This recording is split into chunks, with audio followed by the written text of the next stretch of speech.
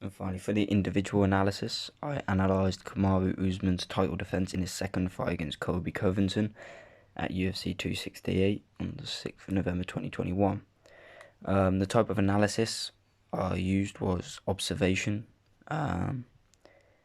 This is because I watched the fight live on television, so from my observation, I found that Usman started very strong and definitively won the first few rounds. Then towards the end, Covington came back into the fight and won the last couple of rounds as Usman fatigued.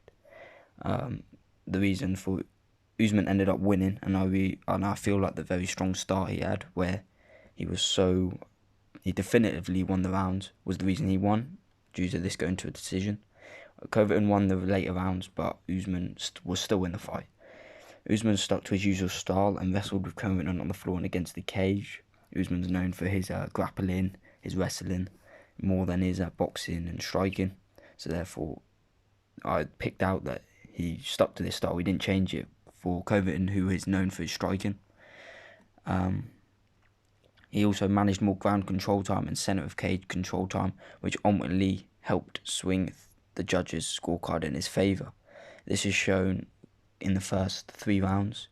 The ground control time was very high. I think it was on average about 10 minutes, which is very high.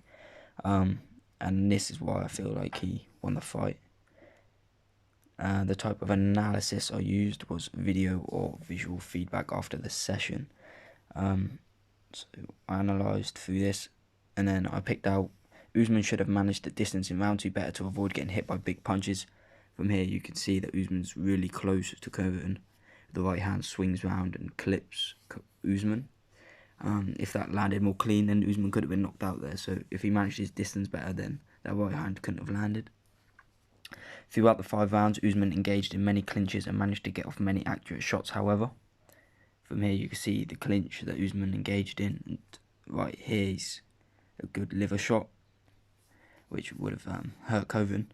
And then finally he dealt with any Covington attack well with good defence, which was shown throughout the fight, especially when he took Covington down many times.